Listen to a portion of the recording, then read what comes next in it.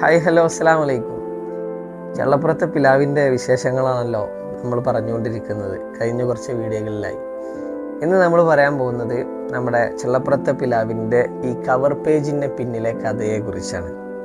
ഞാൻ ഈ പുസ്തകം എഴുതി തുടങ്ങുന്ന സമയം മുതൽ തന്നെ ഇതിൻ്റെ കവർ പേജിനെ കുറിച്ച് ഒരുപാട് സങ്കല്പങ്ങളും ഒരുപാട് പ്ലാനുകളൊക്കെ മനസ്സിലുണ്ടായിരുന്നു. അതുമായി ബന്ധപ്പെട്ട് എഴുത്ത് ഏകദേശം അവസാന ഭാഗങ്ങളിലൊക്കെ എത്തിയപ്പോൾ എഴുത്തിൻ്റെ കൂടെ തന്നെ കവർ പേജിൻ്റെ പണികൾ കൂടി നമ്മൾ തുടങ്ങിയിട്ടുണ്ടായിരുന്നു. ഞാനും ഫിയയും കൂടി പല മോഡൽ ഞങ്ങൾ ആദ്യം ഇതിന് AI ഉപയോഗിച്ചൊക്കെ ഞങ്ങൾ ചെയ്തു നോക്കി. ഇങ്ങനെ നമ്മുടെ ചെള്ളപ്പുറം എന്ന് പറഞ്ഞൊരു ഗ്രാമത്തെ ബിൽഡ് ചെയ്യുന്ന പോലെ, അതായത് 2 വീടുകൾ, പിലാവിൻ്റെ ചുവട് എന്ന് പറയുന്ന മൈതാനം, അങ്ങനെയൊക്കെ ആയിട്ട് ഞങ്ങളത് ഈ ഒരു പ്രോംപ്റ്റ് പോലെ AIക്ക് കൊടുത്തിട്ടൊക്കെ പല ചിത്രങ്ങൾ ക്രിയേറ്റ് ചെയ്യാനൊക്കെ നോക്കി.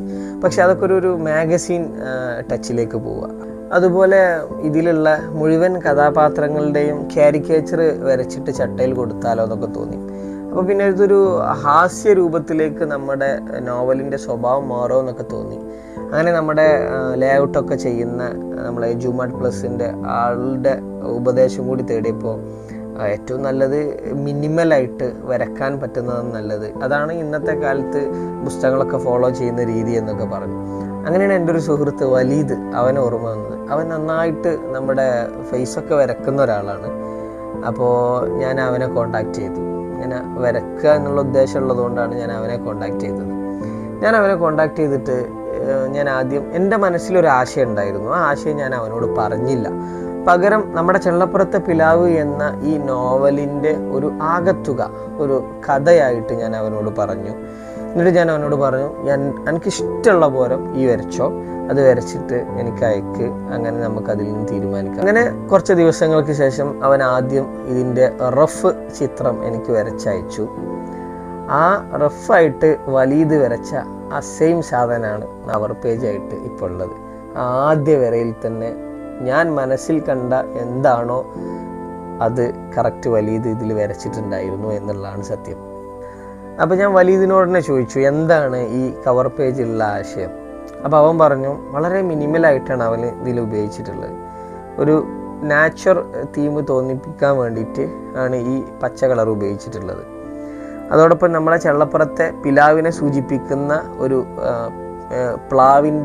ചെറിയ ഒരു പ്ലാവിൻ്റെ ചിത്രം ഇതിലുണ്ട്. അതോടൊപ്പം ആ പ്ലാവിൻ്റെ എൻഡിൽ നിന്ന് അതിൻ്റെ വേരിലെത്തി, വേരിൽ നിന്ന് നിഴലായി, നിഴലിൽ നിന്ന് മുകളിലേക്ക് 2 വ്യക്തികൾ ഇങ്ങനെ നിൽക്കുന്ന രൂപത്തിലാണ് ഈ ചിത്രം വരച്ചിട്ടുള്ളത്. സത്യത്തിൽ അവനത് പറഞ്ഞപ്പോൾ നമ്മുടെ ഈ കഥയുടെ ആശയം ഏറെക്കുറെ അതൊക്കെ തന്നെയാണ്. നമ്മുടെ ചെള്ളപ്പുറത്തെ ഈ പിലാവും ഈ നാടിനും ഒക്കെ നിഴലായി നിന്ന ഈ 2 പേരും, അവരോട് വളർന്ന ചെള്ളപ്പുറം എന്ന ഈ ഒരു ലോകം, ഈ ഒരു നാട്, അതുതന്നെയാണല്ലോ നമ്മുടെ ഈ കഥ. അപ്പോൾ നമ്മുടെ തീമിനോട് എന്തുകൊണ്ടും ഷൂട്ടായ, എന്നാൽ വളരെ മിനിമലായ, ഇൻഡയറക്റ്റായ ഒരു വരയായിട്ട് എനിക്കത് തോന്നി.